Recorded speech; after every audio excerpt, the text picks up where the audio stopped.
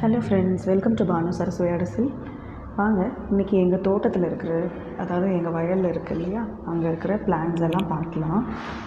இது வந்து கடலை செடிங்க. இப்போ வந்து ரொம்ப சின்னதாக இருக்குது, அதுக்கு பிஞ்சியாக இருக்குது. பாருங்கள், பூவெல்லாம் விட்டுருக்கு. ஆக்சுவலாக இந்த மாதிரி தான் நம்ம வேர்க்கடலை செடி இருக்கும்.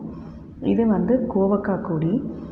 ஒரு நின்றுட்டுருக்கிற மரத்தில் வந்துட்டு கோவக்காய் வந்து கொடியாக பறந்துருக்கு. கோவக்காய் செடி வந்து அதில் கோவக்காயெல்லாம் தொங்கிட்டுருக்கு. பாருங்கள். இப்போ வந்து ஃபோக்கஸில் வச்சுருக்கேன் 2 கோவக்காய்க்கு. ஸோ இந்த மாதிரி நல்லா வந்து கோவக்காய் தொங்கிட்டு இருக்குது. நம்ம எப்போவும் வாங்கி சாப்பிட்றோம் இல்லையா மார்க்கெட்டில், அந்த கோவக்காய் இந்த மாதிரி தான் இருக்குது. இது வந்து நாட்டு கோவக்காய் இந்த மாதிரி கொடியாக படர்ந்துருக்கு. அது இன்னொரு செடியில் ஆக்சுவலாக நல்லா பழமாக பழுத்துருக்கு. அதையும் உங்களுக்கு காமிக்கிறேன். இப்போ வந்து இந்த செடியில் இருக்கிறது எல்லாமே காயாக இருக்குது. கோவக்காய் இது வந்து நாட்டுக்காய்.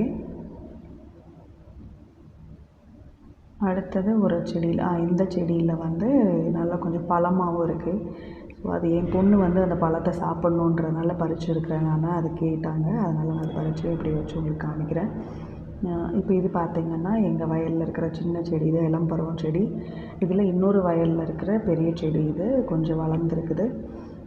அதில் இருக்கிற செடி ஒன்று எடுத்து பார்க்கலாம். இப்போ நான் ஒரு செடியை வந்து உங்களுக்கு பிடுங்கி காமிக்கிறேன். வேர்க்கடலை செடியை காய் வந்திருக்கான்னு பார்க்கலாம். இப்போ பார்த்திங்கன்னா ரொம்ப பிஞ்சாக இருக்குது காய். இன்னும் காயை விடலை. ஆக்சுவலாக சும்மா சின்னதாக பிஞ்சாக இருக்குது. ஸோ அது வந்து நமக்கு எப்படின்னு ஒரு 1 மந்த்தாக தான் ஆகும் காயெல்லாம் நல்லா வர்றதுக்கு. தண்ணி இப்போ தான் பாய்ச்சிருக்கு. அடுத்தது நம்ம வெங்காய செடி எப்படி இருக்குன்னு பார்க்கலாம். இப்படி தான் சின்ன வெங்காயம் செடி இப்படி தான் சின்னதில் இருக்கும்.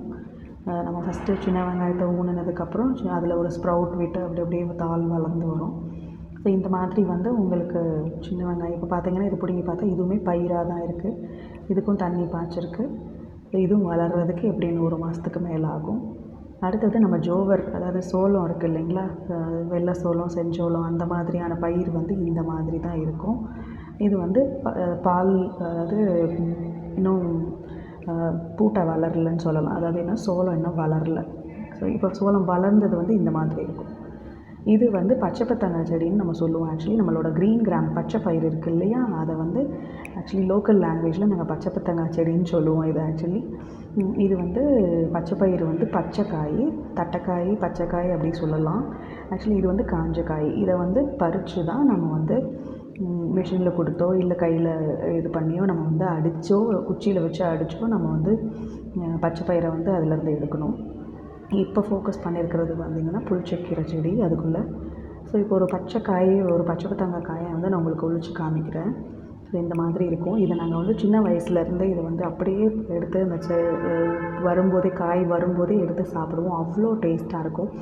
நாளைக்கு ஆடி 1 நம்ம வந்து தேங்காய் சுடுற பண்டிகை இல்லைங்களா, அதில் வந்து இந்த மாதிரி பச்சை பயிரை நம்ம போட்டு செஞ்சு அதில் சுட்டு சாப்பிட்டோன்னா சூப்பராக இருக்கும். அவ்வளோதாங்க. அடுத்த வீடியோவில் சந்திக்கிறேன். தேங்க்யூ.